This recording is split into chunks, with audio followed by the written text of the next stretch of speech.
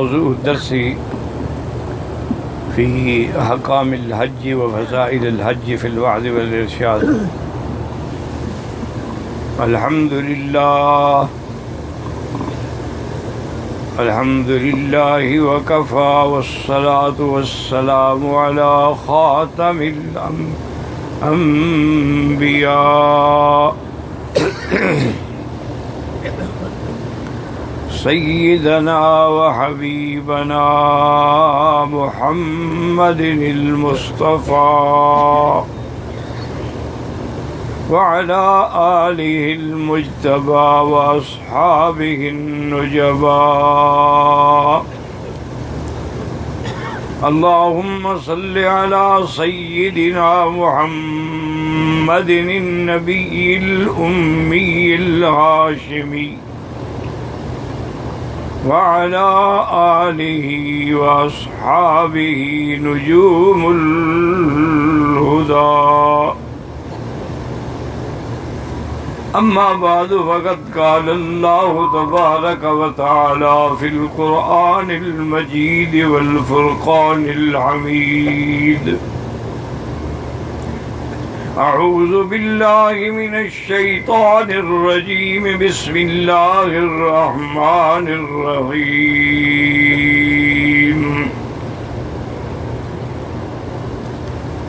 وأذن في الناس بالحج يأتوك رجالا وعلى كل ضامر يأتين من كل فج عميق.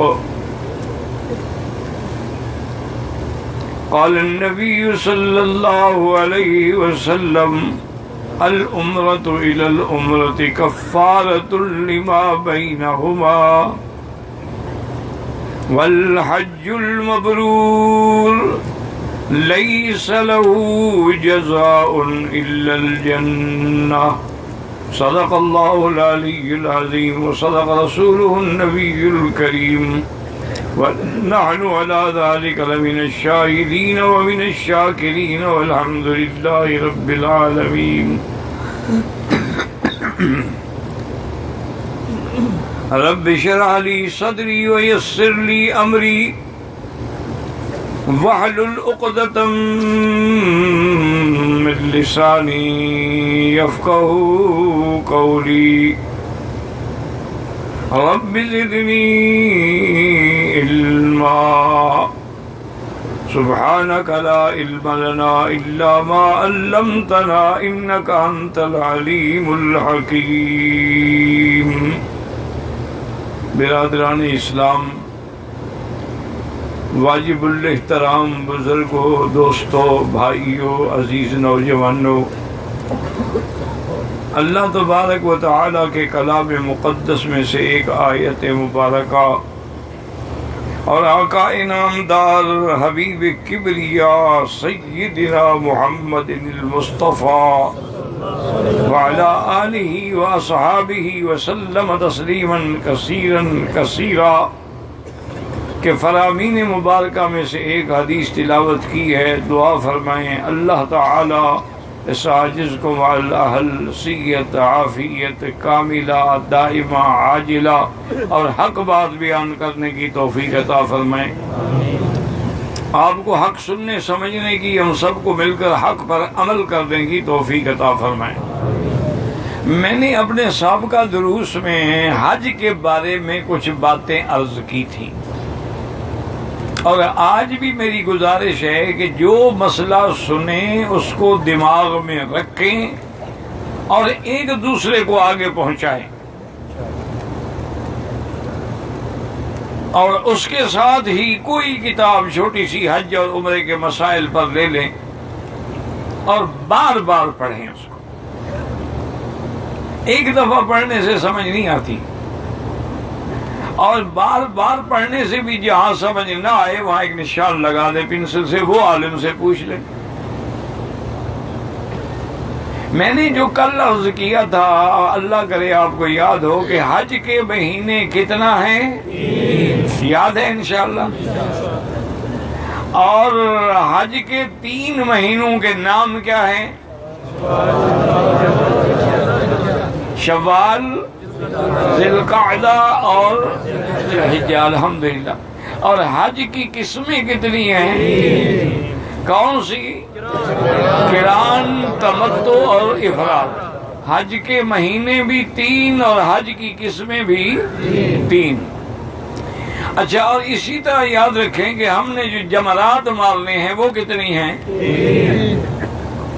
ہم نے جو جمرات مارنے ہیں وہ کتنی ہیں؟ یعنی پہلے اولا، پھر وسطیٰ، پھر جمرۃ العقبہ۔ تو اچھا، ان کو 3 جمرات ہیں۔ اور کتنے دن ہم نے کنکریاں مارنی ہیں؟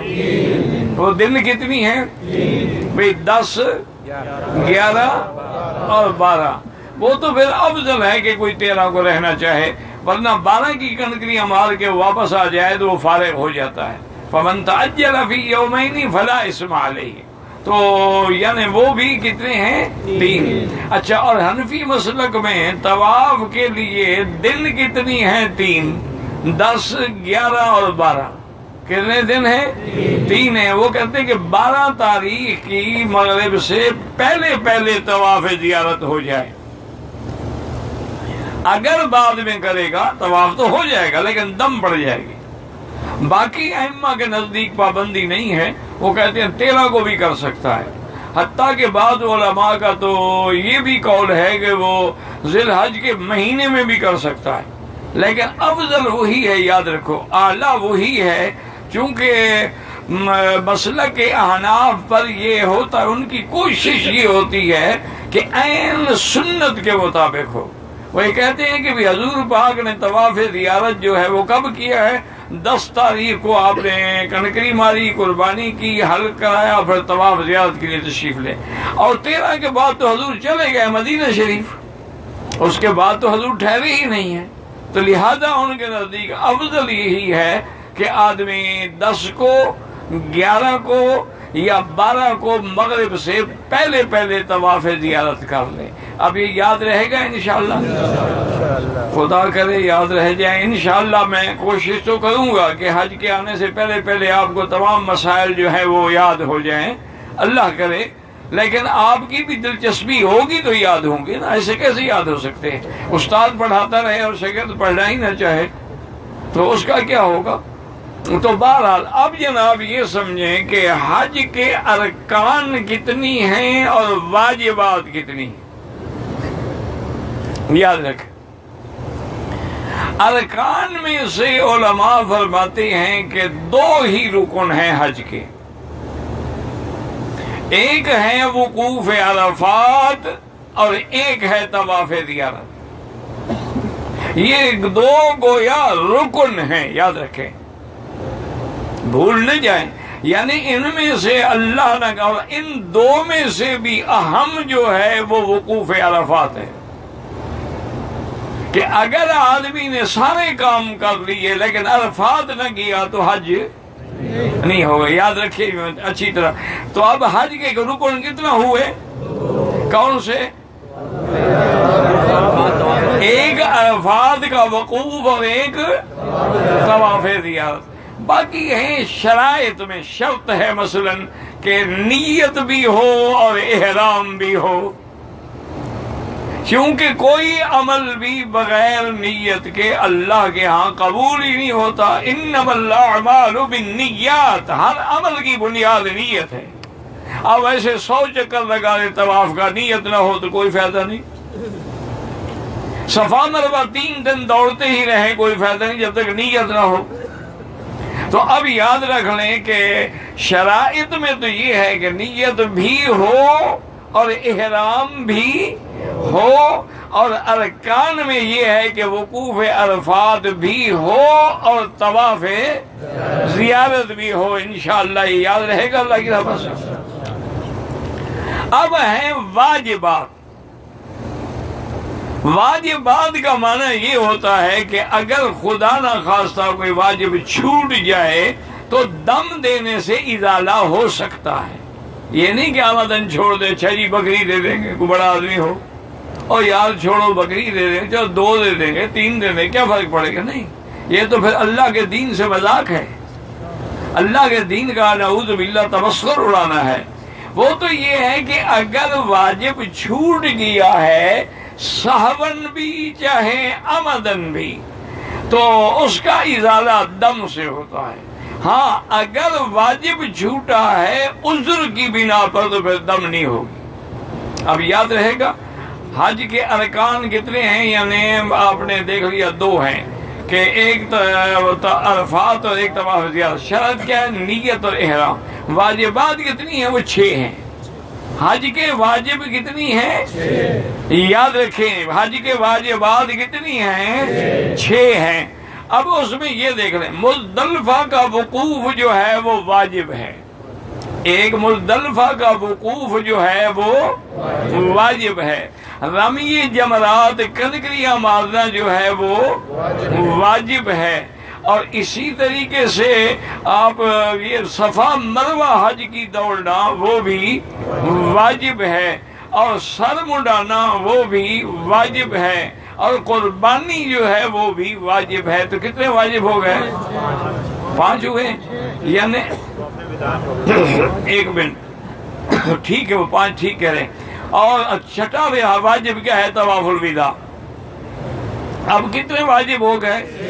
اچھا مزدلفہ کا وقوف جو ہے وہ بھی واجب ہے. کنکریاں مارنا بھی واجب ہے.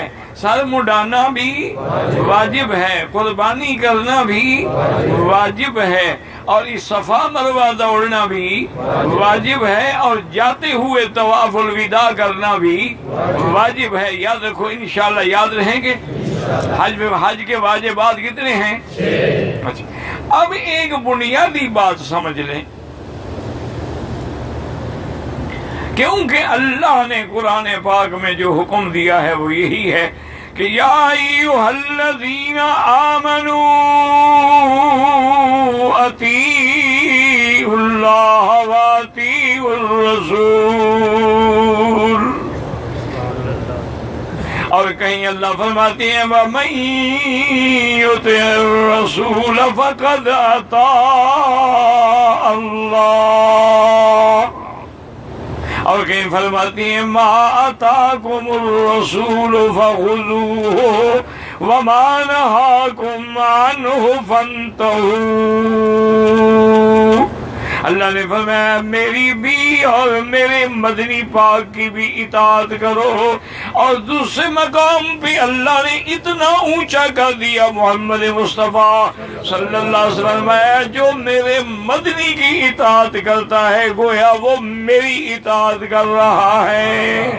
یعنی اس مقام پہ اللہ نے میرے مدنی کیونکہ اللہ کا وعدہ ہے وَرَفَعْنَا لَكَ ذِكْرَكَ میرے محبوب تیرے ذکر کو میں اتنا اونچا کر دوں گا کہ جہاں میرا نام ہوگا وہاں محمد تیرا نام ہوگا. کہہ دو صلی اللہ علیہ وسلم. درود شریف تو خیر تم پڑھتے نہیں کیونکہ جب سے گھر سے آئے ہو نیت کر کے آئے ہو درود نہیں پڑھنا. انا للہ و انا الیہ راجعون. اور کیا کہہ سکتے ہیں مسلمان درود نہ پڑھے تو یہ قیامت کی علامت ہے بلکہ محرومی کی علامت ہے. اسی کی زبان میں درود آئے گا جس کے دل میں محبت ہوگی محمد مصطفیٰ صلی اللہ علیہ وسلم. اگر محبت ہی نہ ہو تو محبوب کے نام پہ پھر کون درود پڑھے گا؟ تو یاد رکھیں کہ اللہ نے اتنا اونچا کر. اب دیکھیں نا کہ اذان ہے اللہ کا نام ہے تو حضور کا نام ہے ساتھ کے نہیں؟ اشہد ان لا الہ الا اللہ. آگے کیا ہے؟ اشہد ان محمد رسول اللہ. اذان ہے اللہ کا نام ہے تو میرے مدنی کا نام ہے. کلمہ شہادت ہے اللہ کا نام ہے لا الہ الا اللہ. لیکن مکمل نہیں ہوگا جب تک محمد الرسول اللہ. آپ تشہد میں بیٹھے ہیں التحیات للہ والصلوات والطیبات لیکن آگے کیا ہے؟ السلام علیک ایھا النبی ورحمت اللہ. اب سمجھے آجیو، نمازیں پڑھتے 70 سال گزر گئے، جب ہم نے کہہ دیا السلام علیکہ ایھا النبی ورحمۃ اللہ وبرکاتہ، اللہ نے فرمایا آگے وضاحت کریں کیونکہ نبی تو کئی گزرے ہیں، السلام علینا وعلی عباد اللہ الصالحین، اشہد ان لا الہ الا اللہ واشہد ان محمدن، پڑھو اشہد ان محمدن عبدہ ورسولہ۔ حاجیو اگر تم نمازی ہوتے اور نماز کو ہی سمجھ لیتے، ایمان سے کہیں نماز میں کیا کہہ رہے ہو؟ عبدہ، کہہ لو کیا کہہ رہے ہو؟ آپ کے ملک میں بھی یہی کہتے ہیں، یہ نہیں کہتے کہ نورہ وروحہ، یہ نہیں پڑھتے؟ اچھا، نماز میں عبد ہے، باہر نور ہے۔ خدا کے لیے اپنے عقیدوں کو ٹھیک کرو، اشہد ان محمدن۔ اچھا، یہ کیوں پابندی لگی؟ وجہ کیا ہے کہ جہاں جہاں شان کی بات تھی وہاں اللہ نے حکم دیا کہ میرے مدنی کی صفت عبدیت کا اظہار کرو، تاکہ لوگ عقیدے میں کسی دھوکے میں نہ پڑ جائیں۔ جب معراج پہ جا رہے ہیں تو کیا فرمایا؟ اسریٰ بعبدہ لیلا، یہ نہیں فرمایا بخلیلہ بحبیبہ، یہ نہیں فرمایا بعبدہ۔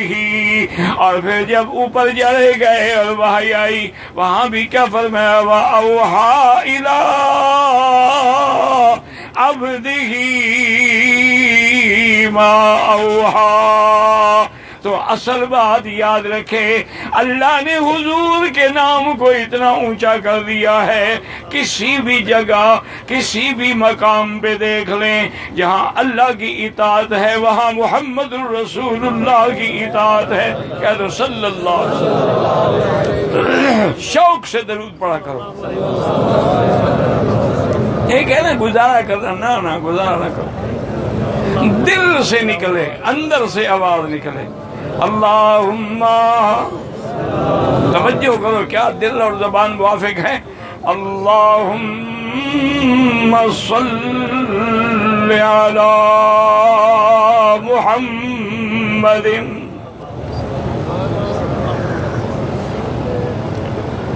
وعلی آل محمد۔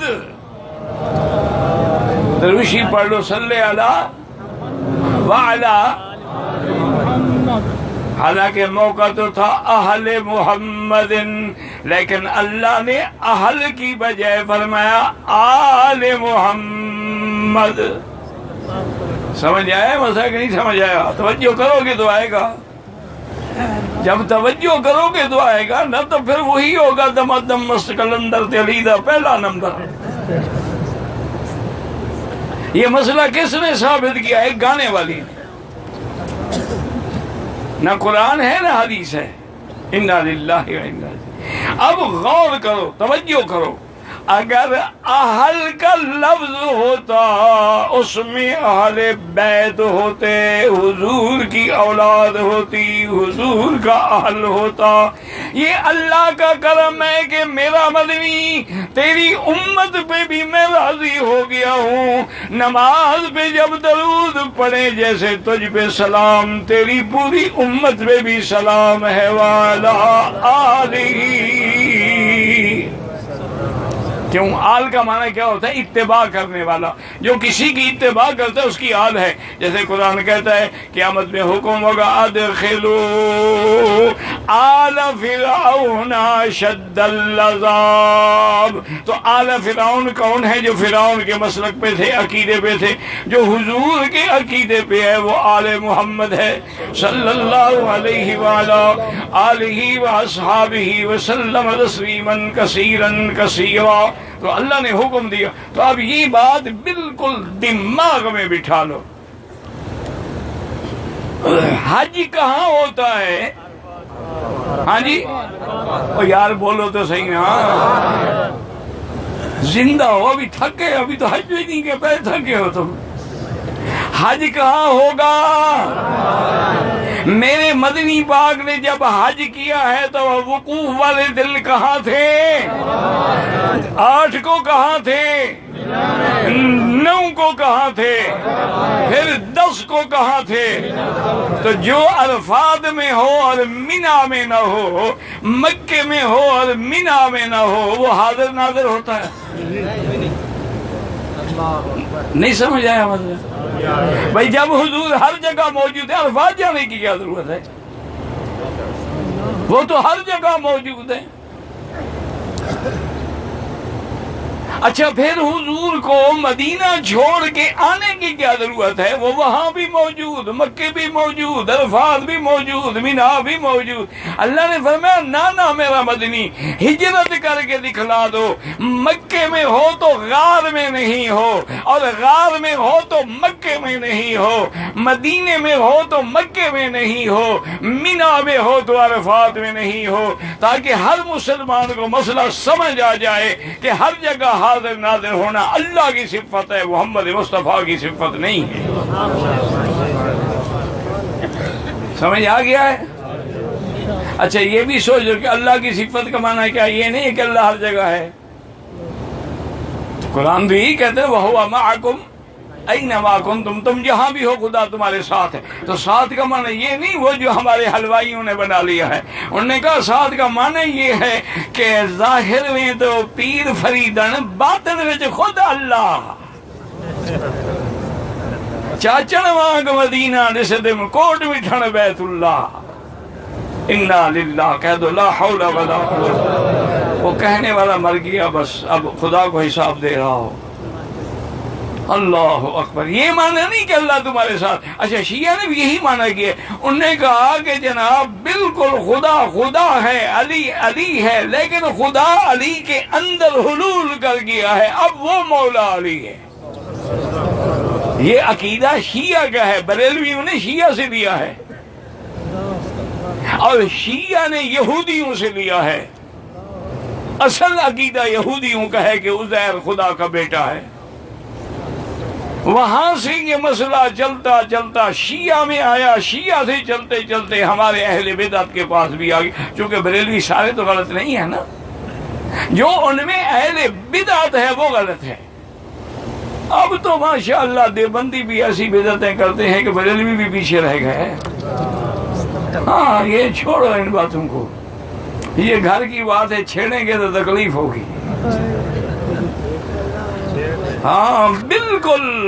تن ہم داغ داغ شد پنبا کجا کجا نے ہم. جب تم لوگوں نے بھی تھوڑی تھوڑی ڈھیلی ڈھیلی باتیں کر لی ہیں تو دشمن کو تو پھر موقع ملے گا نا. اب تو ہمارے لوگ جو ہیں وہ بھی یہ ذہن رکھتے ہیں کہ صحیح پیر صاحب مراقبہ کر کے حضور کو دیکھ لیتے ہیں. بریلوی نہیں، میرے پاس دیوبندی آدمی آیا، میں نام نہیں لیتا، بزرگ ہیں کیا کہوں. اللہ انہیں بھی اور مجھے بھی ہدایت ہے. انہوں نے کہا حضرت مجھے قرآن پاک کی تفسیر جو ہے وہ حضور لکھوا رہے ہیں، اور لکھواتے بھی اردو میں ہیں. ماشاءاللہ حضور نے یعنی زندگی میں اردو نہیں بولی، وفات کے بعد اردو بھی شروع فرما دی. یار خدا کا خوف کرو. اللہ کے نبی پر یہ بات کہتے ہوئے ڈر نہیں لگتا. اور ایک اور بزرگ ہیں وہ کہتی ہیں کہ جب بھی کوئی مشکل ہوتی ہے نا تو بس میں مراقبہ کر کے بیٹھ جاتا ہوں اور حضور پاک سے پوچھ لیتا ہوں.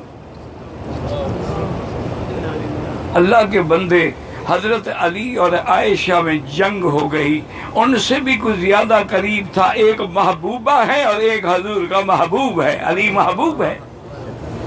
لا یحبک الا مومن ولا یبغضک الا منافق. حضور نے فرمایا علی تجھ سے مومن محبت کرے گا اور منافق تیرے ساتھ بغض رکھے گا. وہ محبوب ہے اور عائشہ محبوبہ ہے، صدیقہ ہے، زوجہ ہے، طاہرہ ہے، مطہرہ ہے. ان کی لڑائی ہو گئی، انہوں نے تو نہیں پوچھا حضور سے کہ حضور فرمائیں کیا کریں ہم.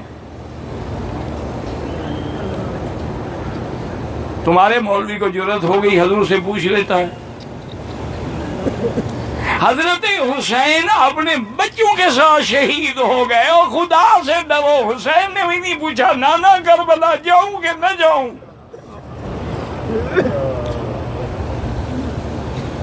مسئلہ سمجھ نہیں، کیوں نہیں سمجھ آتا ہے؟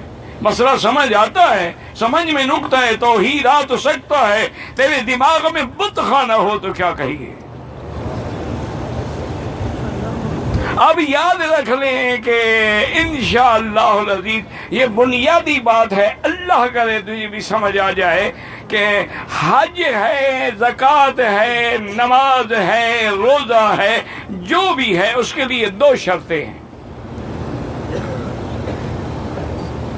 اس کے قبول ہونے کے لیے دو شرطیں ہیں. پہلی شرط کیا ہے؟ یکون خالصا. وہ خالص کس کے لیے ہو؟ ہاں جی. طواف کس کے لیے ہو؟ احرام کس کے لیے ہو؟ لبیک کس کے لیے ہو؟ عرفات کس کے لیے جا رہے ہیں؟ کیوں دوڑ رہے ہیں؟ کیوں بھاگ رہے ہیں؟ ایک ہی بات ہے کہ لبیک اللہم اللہم لبیک. میں حاضر ہوں، میں حاضر ہوں. اللہ فرماتے ہیں میرے بندے تیری حاضری اس وقت تک قبول نہیں ہوگی جب تک تو میرے شریکوں کا انکار اور میری توحید کا اقرار نہیں کرے گا. اللہم لبیک لبیک لا شریک لک لبیک. اب سمجھیں دو چیزیں ضروری ہیں ورنہ عمل قبول ہی نہیں ہوگا. ہر عمل کے قبول ہونے کے لیے کتنی چیزیں ضروری ہیں؟ ان یکون خالصا. خالص کس کے لیے ہو؟ ان یکون ثوابا. ثواب کیا معنی؟ خالص اللہ کے لیے ہو اور موافق سنت محمد رسول اللہ کی ہو. اگر آپ نے حج کیا اللہ کے لیے نہیں، دکھلاوے کے لیے ہے کہ فلاں مولوی نے 40 حج کیے، فلاں پیر نے 100 حج کیا ہے، دھیلے کا بھی فائدہ نہیں، ریا ہے، شرک کا مرتکب ہو گیا ہے. اور اگر تیرا حج سنت کے مطابق نہیں، حضور کے فرمان کے مطابق نہیں، اللہ فرماتا ہے مجھے قبول نہیں ہے. میں تو ہر وہ عمل قبول کروں گا جس پہ مہر ہوگی محمد رسول اللہ کی. کہہ دو صلی اللہ علیہ وعلا آلہ واصحابہ وسلم. تو اب انشاءاللہ یاد رہے گا کہ حج کے رکن کتنے ہیں؟ کون سے؟ عرفات اور اچھا. اور شرطیں کیا تھی کہ احرام اور اس کی یوں سمجھ لو کہ اگر ایک آدمی احرام ہی نہ باندھے حج نہیں ہوگا، نیت ہی نہ کرے عرفات میں کھڑا رہے تب بھی حج نہیں ہوگا. اچھا یہ تو ہو گئی 4 چیزیں. اب واجبات کتنے بتائے تھے وہ یاد ہیں؟ چلو آج کے درس میں یہ 2 باتیں یاد کر لو. واجب کتنی ہیں؟ 6 ہیں. ماشاءاللہ یہ بھی اللہ کا شکر ہے کہ یاد ہیں. اور اس کے بعد عمل کے قبول ہونے کے لیے کتنی شرطیں ہیں؟ 2 ہیں. کون سی؟ خالص عمل کس کے لیے ہو؟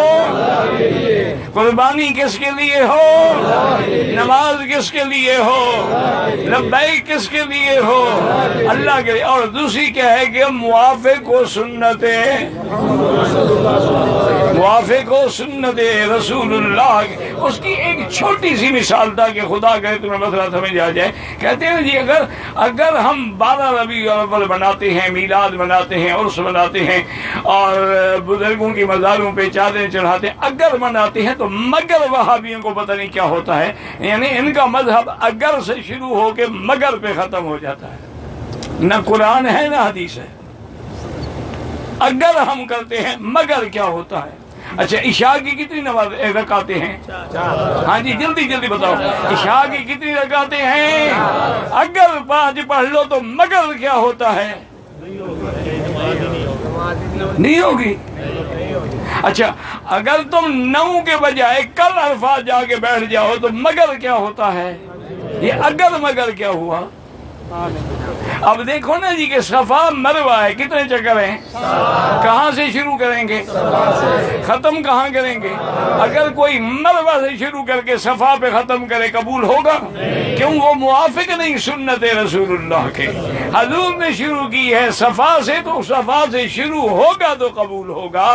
تو ہر عمل قبول ہونے کے لیے 2 چیزیں دیکھ لیا کرو کہ خالص ہے کہ نہیں ہے، اور حضور کی سنت کے موافق ہے کہ نہیں ہے۔ اگر ہے تو الحمدللہ۔ آپ کے کچھ سوالات بھی ہو جائیں۔